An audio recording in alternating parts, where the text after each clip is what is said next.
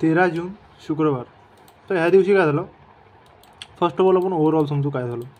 Overall जे आहे जे आपण ते काल टार्गेट इथून ट्रेड घेतला होता, इथपर्यंत जे आहे 3 पॅटर्न 3 बिहेवचे मार्केट क्रिएट करून टाकले होते मार्केटनं. जसं की हा पहिला, इथून हा याच्यात आलं हे दुसरा, इथून हे याच्यात आलं ह्या तिसरा.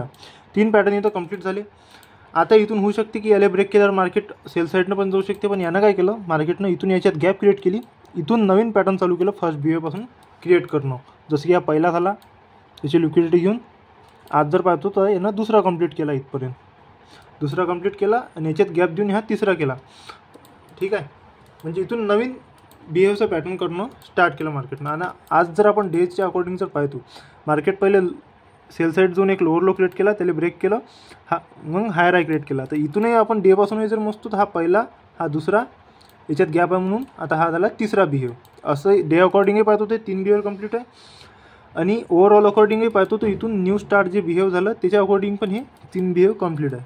आता विषय काय झाला, इथून मार्केट ओपन झालं त्यापासून एक लो घेऊन मार्केट सरळ सरळ बाईंग साईडने गेलं, वन साईडेड, आणि याच्यात ह्या तिसरं जे बिहेव केलं त्याच्यात गॅप क्रिएट केली, आणि वरते जाऊन हे 3 बिहेवच्या नंतर हे चौथा मारलं स्विंग, चौथा बिहेव म्हणजे सेकंड बिहेवमधला पहिला बिहेव मारला, ज्याच्यातला चौथा.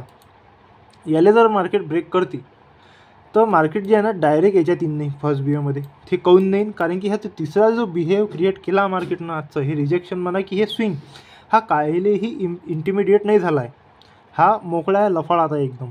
तर मार्केट याच्यातून कधीही घुमू शकते मार्केट. आणि इथं काय येऊन राहिलं किंवा 50%चा जो आहे आजचा हा झोन पण तिथं येऊन राहिला मार्केटचा.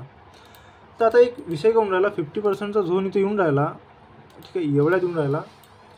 तर आता इथपर्यंत मार्केट येते कसं. आता इथं जेव्हा याला ब्रेक केलं तेव्हा आपल्याला समजून गेलं की बा हे सेल साईडला येणार आहे, याच्यात येणार आहे 101%. नाही तर याला जर ब्रेक नसतं केलं तर हाय प्रोबॅबिलिटी किंवा इथूनही घुमू शकते. जर आपल्याला प्रॉपर वेनं इंडिकेशन दिलेलं असतं तर रिजेक्शन क्लोजिंगवर, कारण की डायरेक्ट इथून जाणं रिस्की आहे. पण इथं गॅप दिल्ली जाऊ पण शकलो असतो, पण इथं काही प्रॉपर असं दिलेलंच नाही आहे मार्केटनं. तर नेक्स्ट गोष्ट, याला ब्रेक केलं मार्केट 101% याच्यात येईन. याला जर ब्रेक केलं असतं तर मार्केट याच्यात आलं असतं, इथूनही पण घुमलं असतं, आणि इथं तो ओव्हरऑल बिहेवचा पण फर्स्ट स्विंग येऊन राहिला.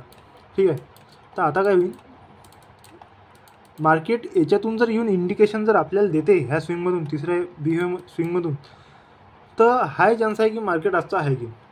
आता ते येते कसं, इथं 50% झोनवर आलं, हे ह्या स्विंगमध्ये पण आलं, त्या स्विंगच्या बॉटम कॅन्डलने पण टेकलं, पण इथं क्लोजिंग दिली. आता क्लोजिंग जरी दिली तरी हे बाईंगले जाणार आहे, बिकॉज ऑफ इथं सम कंडिशन्स लागून राहिले. हे सेल साईडला 50%च्या झोनवर, त्या झोनवर आलं कसं. आपण तर शुअर आहे तिथं आलं, तिथून जरासं काही इंडिकेशन तिथे मार्केट हाय घेईन, पण तिथपर्यंत आलं कसं. हे 50%च्या झोनवर येईपर्यंत हे वन साईडेडली येऊन यानं 2 स्विंग इथपर्यंत खतम नाही केली, यानं इथपर्यंत 3 स्विंग क्रिएट केले, आणि या चौथापर्यंत मारला. जसं की हे पहिला, दुसरा, तिसरा, हा चौथा, हा म्हणजे लय सारे स्विंग्स जे आहे हे क्रिएट करत आलो. स्विंगला येऊन इथं क्लोजिंग आली, आणि याची इमिडिएट याला वरती स्विप केलं त्याला, आणि त्याला क्लोजिंग पण आली. फक्त इथं काय झालं की रिजेक्शन आणि क्लोजिंग नाही आली. तर आपण इथं ट्रेड टाकायचं वाट पाहिलं. हे जेव्हा याच्या 50% झोन यानं कवर केला तर आपल्याला इथं ट्रेड टाकायला पाहिजे, कारण की आपण तिथं कन्फर्म आहे ना की हे बा तिकडेच जाईनच म्हणून.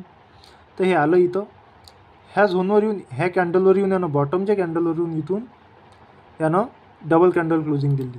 तर आपण इथं हा ट्रेड एक्झिक्यूट करायला पाहिजे, आणि आजचं डे हायचं जे आहे टार्गेट लावायला पाहिजे. असा हा आजचा ट्रेड होता.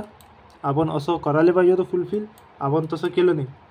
आपण इथं ट्रेड टाकला होता, इथं ट्रेड नाही टाकायचा, कारण की इथं विषय काय होऊन राहिला, याला स्विप केलं तर इमिडिएट जर इथं रिजेक्शन आणि क्लोजिंग आलं असतं तर आपण इथं ट्रेड टाकायला लागत होता. पण इथं काय केलं, रिजेक्शन्स याला क्लोजिंग नाही आली, सेकंड याला आली. पण हाय प्रोबॅबिलिटी असते अशा मार्केटमध्ये की बा हे यानं पहिल्याच्यात जर क्लोजिंग नाही दिली, मार्केट काय करेन, याची लिक्विडिटी खाईन. ह्या फर्स्ट कॅन्डलमध्ये येऊन जर यानं बाईंगचं रिजेक्शन आणि क्लोजिंग म्हणजे इंडिकेशन देते, तर ते हाय प्रोबॅबिलिटी आहे की बा तिथून मार्केट ट्रेड चलन आपला, ना की हा ट्रेड चलन. तर अशीच हे सिम्पल ॲनालिसिस होती.